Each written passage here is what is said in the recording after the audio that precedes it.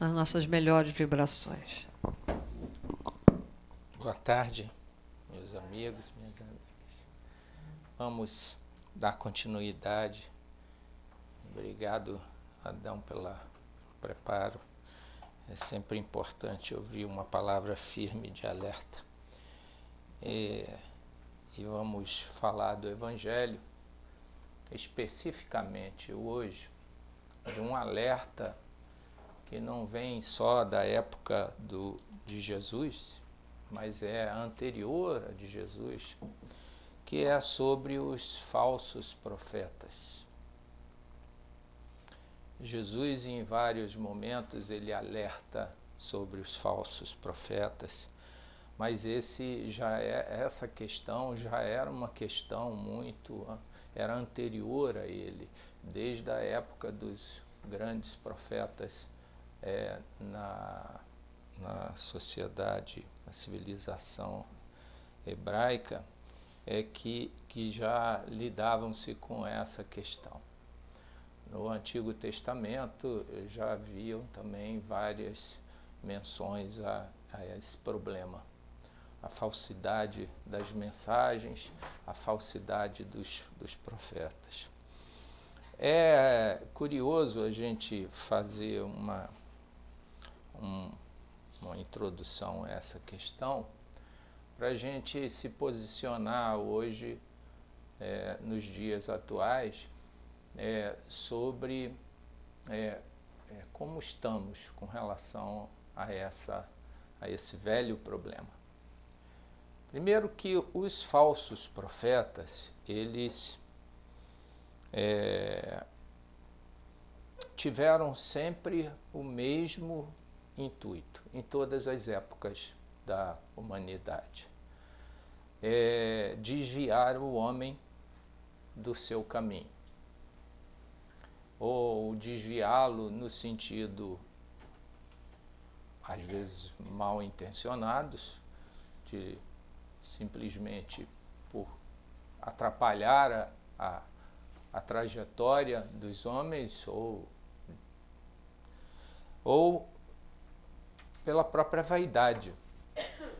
As pessoas, às vezes, não tão mal intencionadas, mas gostam de explicar tudo pelo seu próprio jeito e querem impingir aos outros a sua opinião pessoal, por vaidade, ou por orgulho, ou por algum desses desvios da personalidade humana. O problema não é o personagem.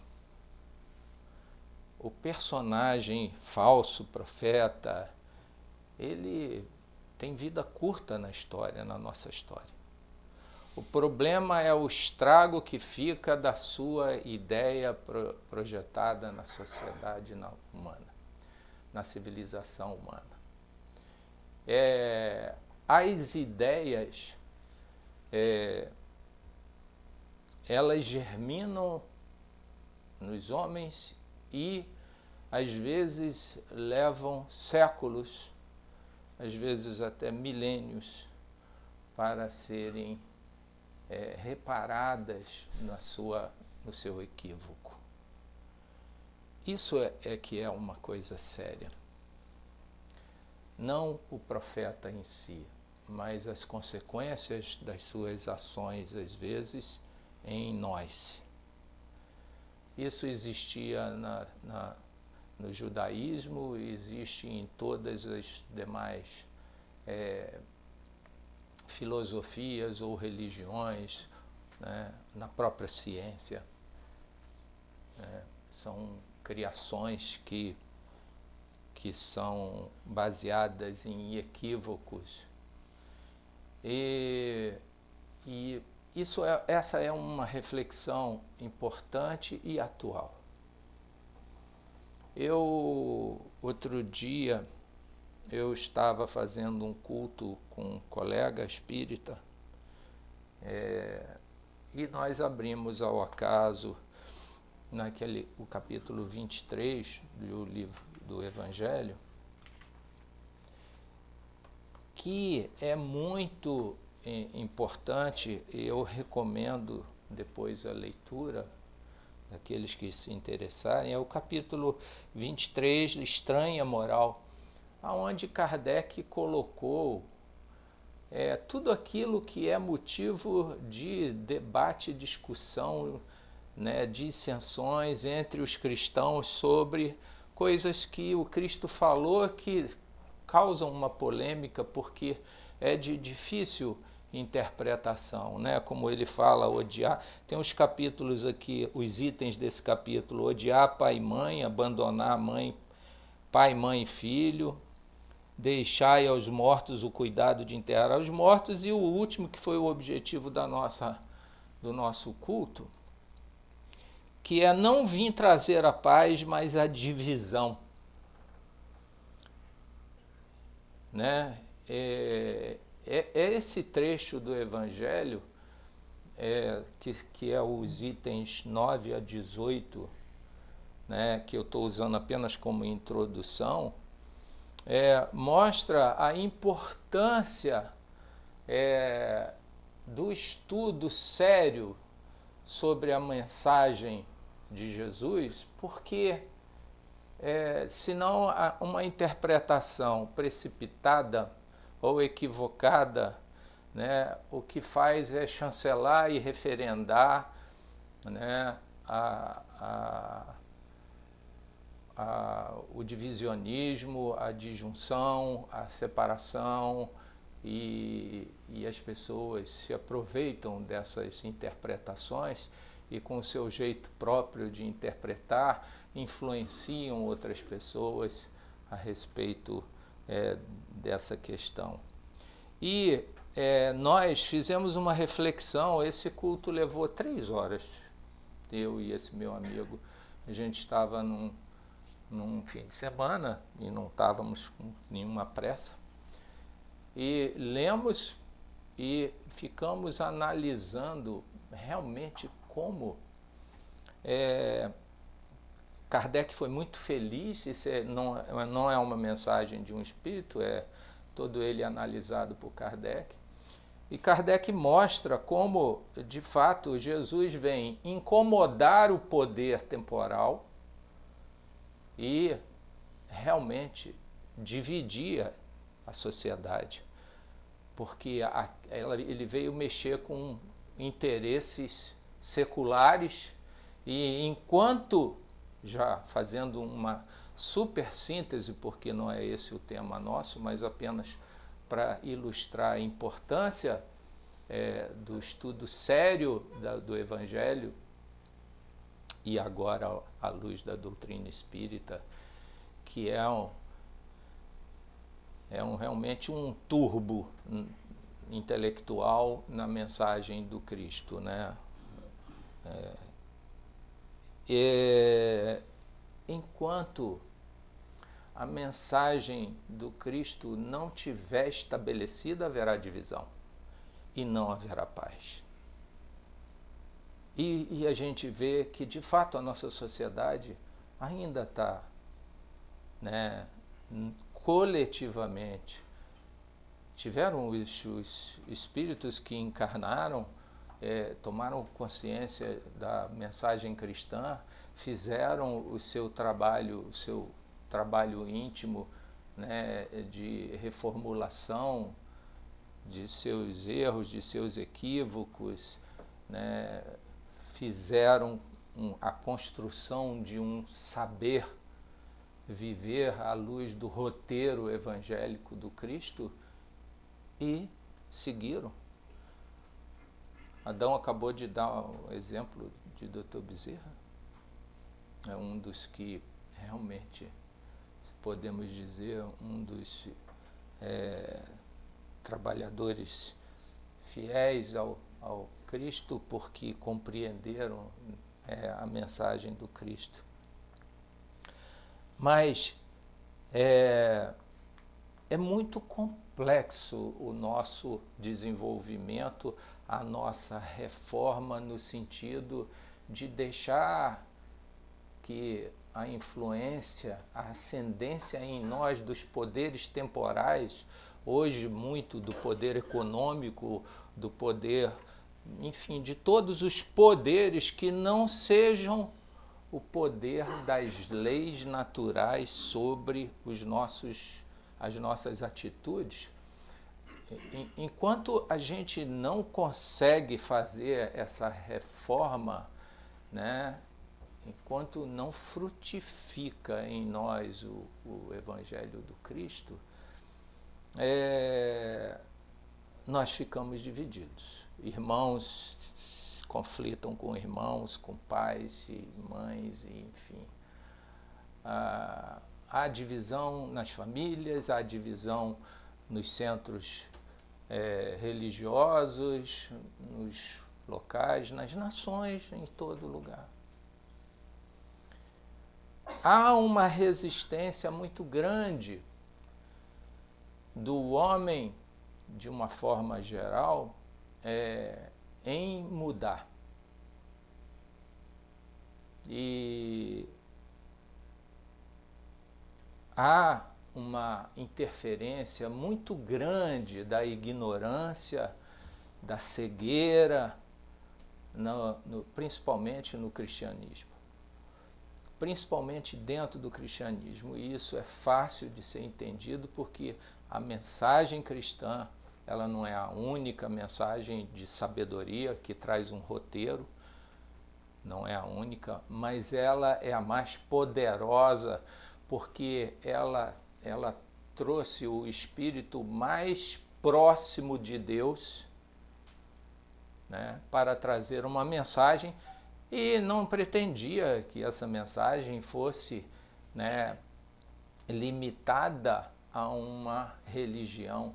Não, a mensagem cristã, se a gente lê com atenção o Evangelho, ele veio é universal, veio para toda a humanidade, não apenas para criar um círculo, né, e uma religião.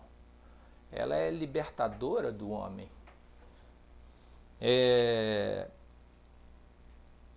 E é importante a gente analisar a nossa situação hoje com relação a esse risco. O risco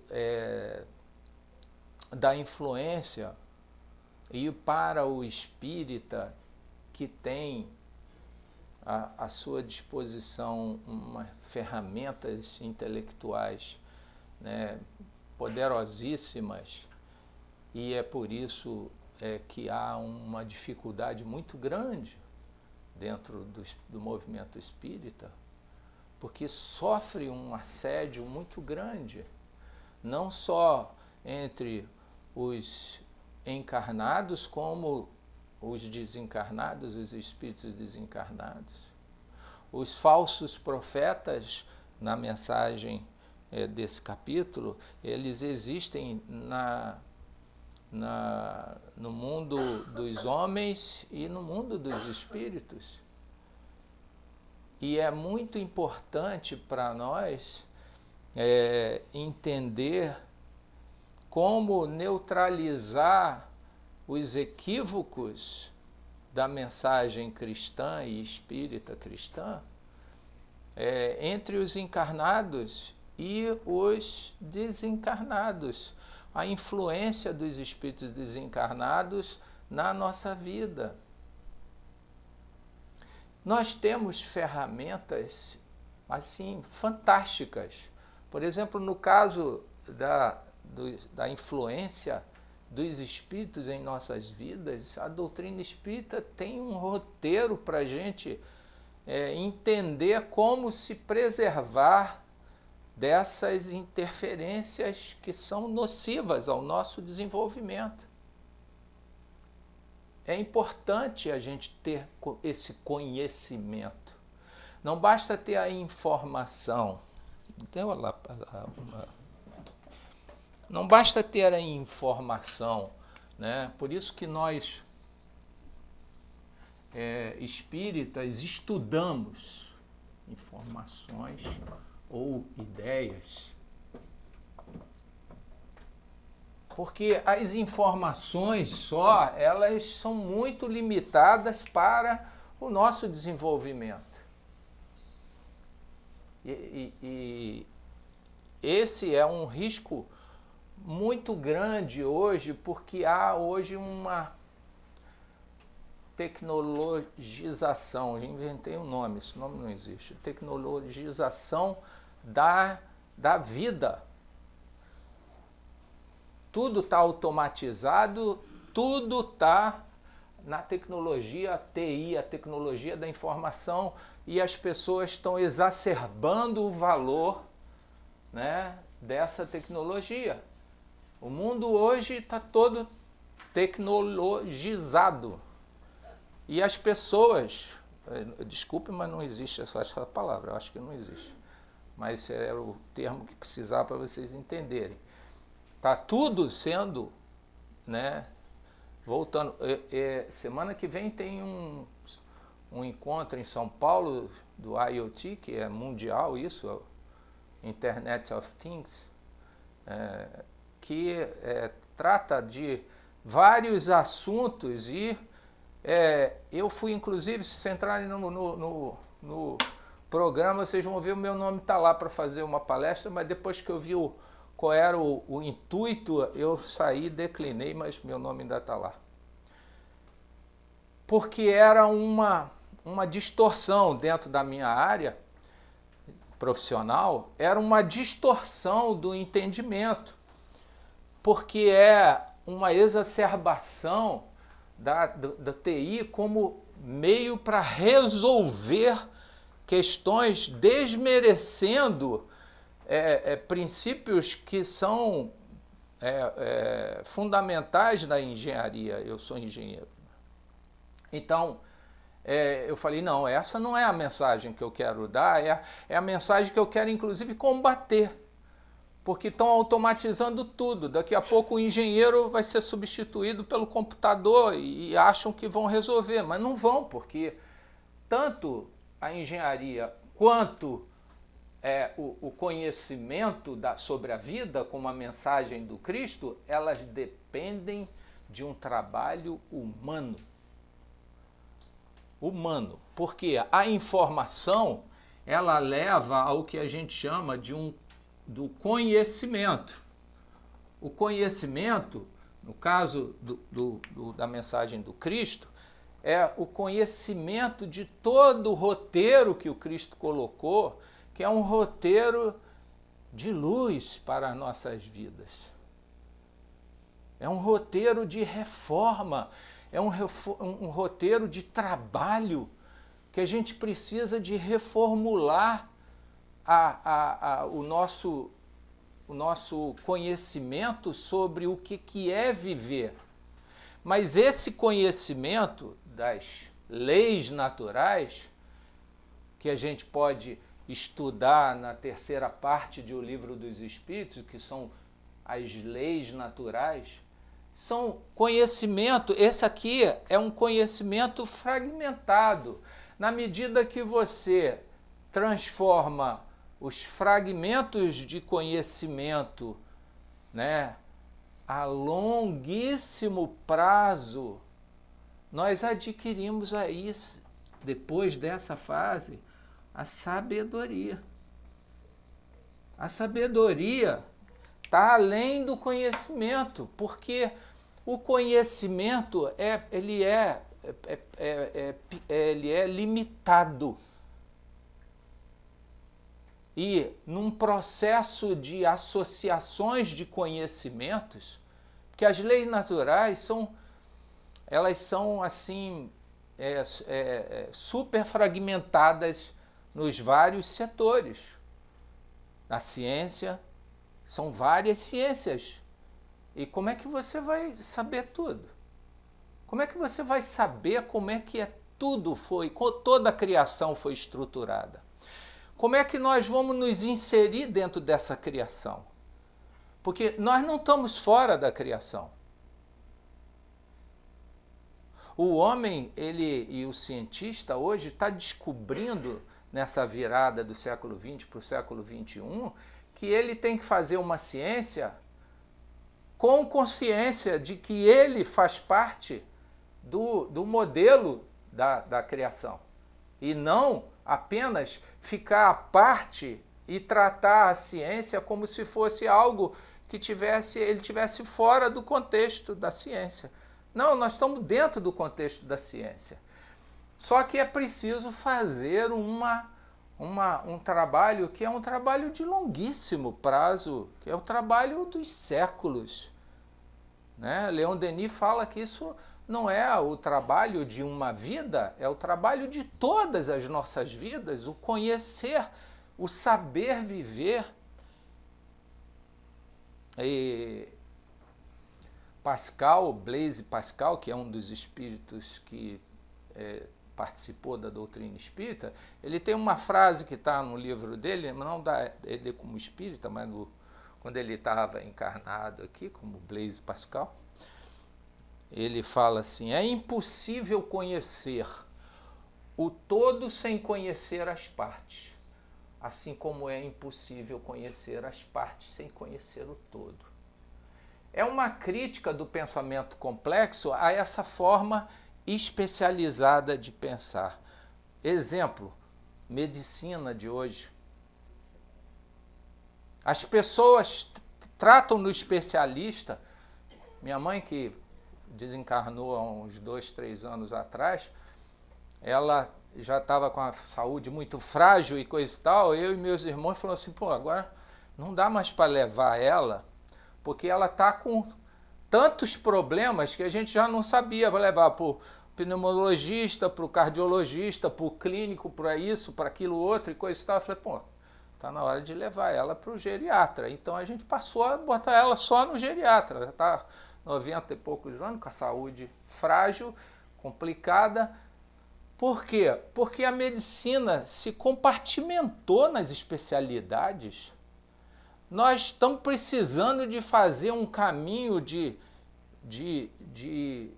complementação dessa evolução, porque foi uma evolução a especialização, eu não estou criticando, mas a gente precisa de voltar para conhecer o ser humano como um todo, e não apenas nas suas particularidades. A medicina precisa de fazer essa reforma.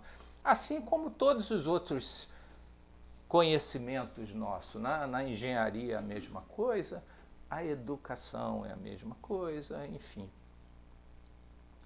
E o que acontece com o conhecimento? Por que eu estou lançando essa questão dos falsos, no tema falsos profetas, que não me interessam os falsos profetas? O que me interessa são as falsas ideias. Dentro do movimento cristão espírita, existem várias falsas ideias que a gente adota e leva um tempo, perde um tempo enorme até a gente descobrir que aquilo é falso. Vocês querem que eu dê um exemplo disso? Por exemplo, a cristandade é dividida, e a gente vê isso até dentro do movimento espírita também, entre a ideia salvacionista e a ideia de aperfeiçoamento. Há quanto tempo que a gente vem ouvindo essa ideia falsa? Não precisa de estudar, basta você crer que você está salvo. E quantos movimentos cristãos são baseados nessa ideia, ainda que a salvação exista, mas não é dessa forma. Não é sem questionamentos, não é sem esforço, sem estudo, sem aperfeiçoamento, sem desenvolvimento das ideias. E para isso, nós precisamos nos reunir, nos unir em torno de uma ideia que é o roteiro do Cristo para a salvação humana. Mas o Cristo não falou que nós não temos que nos esforçar para alcançar a nossa salvação, no sentido de que, entra dentro da igreja e você está salvo, entra dentro da casa espírita e aí você não precisa fazer mais nada, arruma um trabalho, faz esse procedimento aqui e você está salvo, ou então contribui com a caridade que você está salvo, ou seja, uma série de equívocos a respeito da necessidade nossa a respeito do nosso desenvolvimento e, de fato, a gente, ao término da nossa vida, a gente perceber, e não mais aquele sentimento de arrependimento, a gente perceber que a gente fez o melhor proveito do tempo que foi da nossa vida. O livro Céu e Inferno está cheio de depoimentos de espíritos que chegam lá e, quando caem em si, quando retomam a sua consciência espiritual, percebem que fizeram muito pouco por si mesmos. Fizeram muito pouco por si mesmos e isso vem assim um sentimento muito doloroso de arrependimento. De arrependimento e de frustração, muito por conta das ilusões que a gente cria ou que a gente segue. Esse bombardeio do momento atual que a gente tem. Nós somos bombardeados diariamente de ilusões, não é? Ilusões. Nas quais a gente acha que está ali a melhor proveito nosso, do nosso tempo, do nosso talento, do nosso esforço, e aí a gente acaba identificando que não. Uma das ideias falsas é essa. Hoje nós somos inundados pela tecnologia de informações. Informação de tudo, a todo momento, aperta o botão, você quer uma informação. Mr. Google, tá lá a informação, Wikipédia, Wikis, todos. Não tem valor a informação. Quer dizer, tem um valor muito limitado a informação. A informação não preenche o espírito humano. Não serve. Se parar no nível da informação, não serve. Você precisa de fazer esse roteiro para você saber viver, para você saber aproveitar a sua vida.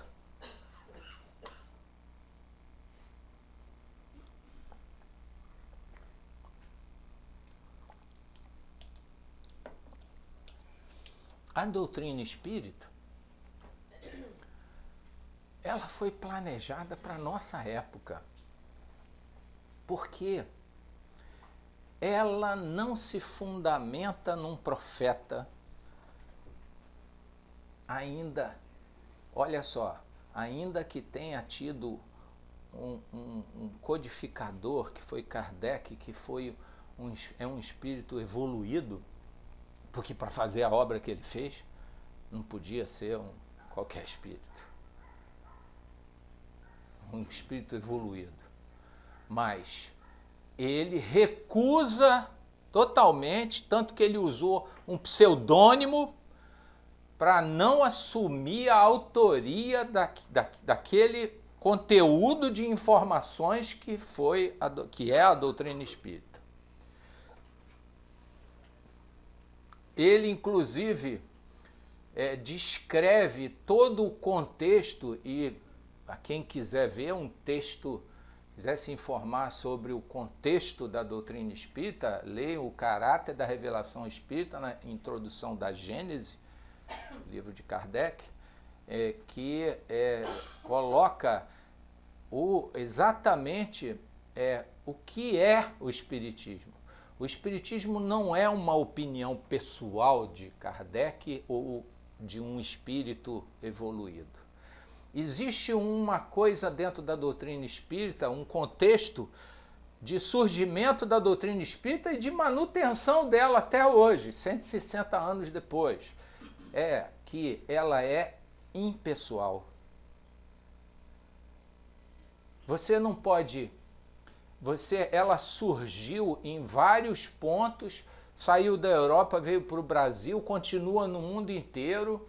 Você tem mensagem, os espíritos planejaram, os espíritos superiores planejaram para ser impessoal ela. Então manda a mensagem num local, manda a mesma mensagem no outro, e aí surge um movimento de conscientização que é coletivo daquela mensagem. E aí você estuda aquela mensagem, mas de quem é essa mensagem? Sabe por quê? Sabe qual é a estratégia inteligente dessa? É que você não combate uma pessoa, não tem um líder. Se você quiser criticar a doutrina espírita, você tem que ir para o campo das ideias para discutir. Não é pessoal.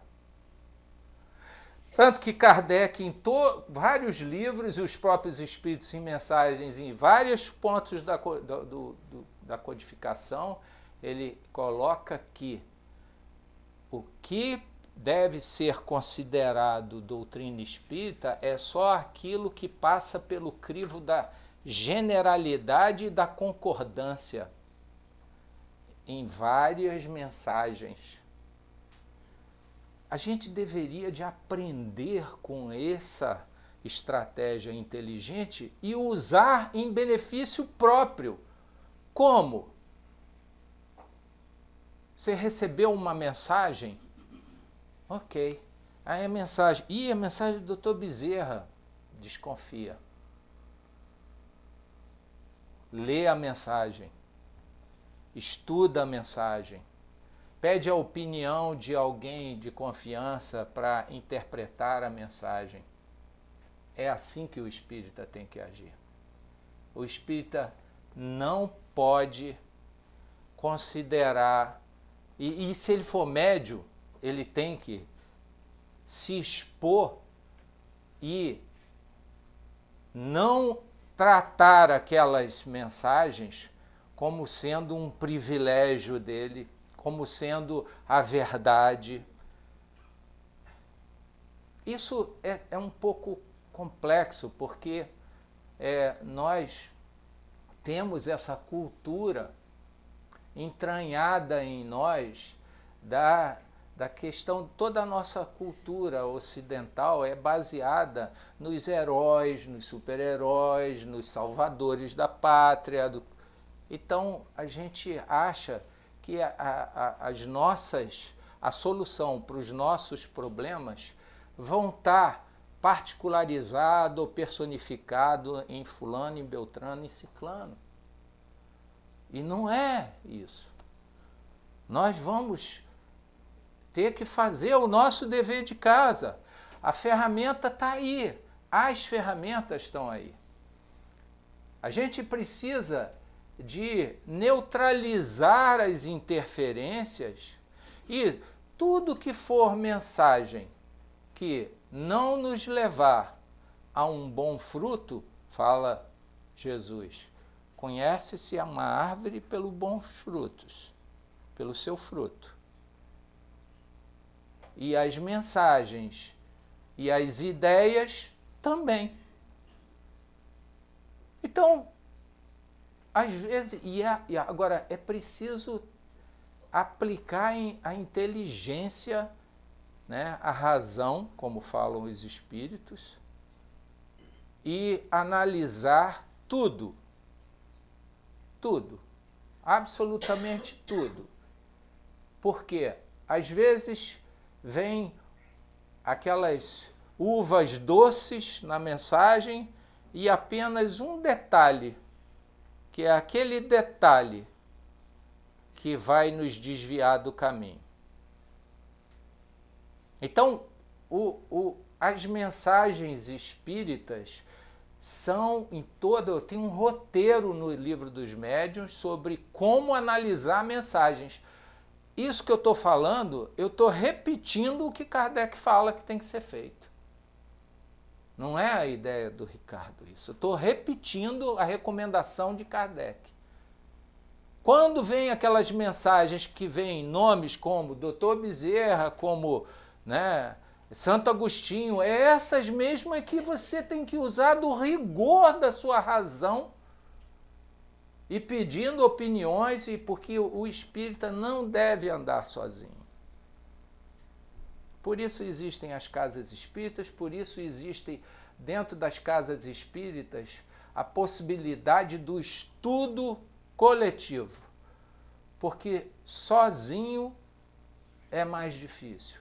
Dentro das casas espíritas, você ouve muita coisa que você discorda, ouve muita coisa que você acha que é bobagem e coisa e tal, mas às vezes você, em 5 minutos, numa fração de tempo, você adquire uma ideia que você fala, caramba, eu nunca tinha percebido por esse lado.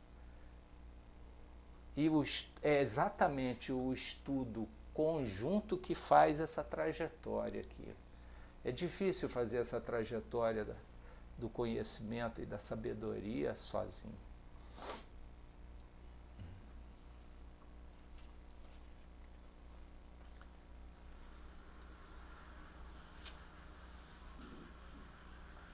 Frutos das ideias. O espiritismo, como o cristianismo, ele tem dois frutos principais. O primeiro é a instrução do homem, a instrução do espírito humano. E a segunda é consolar o espírito humano. Então, e tem uma frase do Espírito de Verdade que é assim, que está no Evangelho. Espíritas, amai-vos, este o primeiro ensinamento. Instruí-vos, este o segundo ensinamento. Exatamente. Consolar e instruir-nos. Porque nós não podemos ficar nem só num, nem só no outro. E tudo que for relacionado ao nosso progresso tem que ser não uma disjunção dessas duas partes. Só a instrução, não. A instrução tem que servir às relações humanas, às relações entre as pessoas, né? Assim como também não adianta só você se relacionar, né, e fazer só a parte, né, afetiva só. Não. Você tem um dever também de saber fazer isso. Até porque as relações acabam chegando num degrau e você precisa de subir o degrau. Aí você precisa de saber como fazer isso. Aí é bom pensar, ler, se instruir, saber como é que a gente lida com os problemas. Enfim, já finalizando,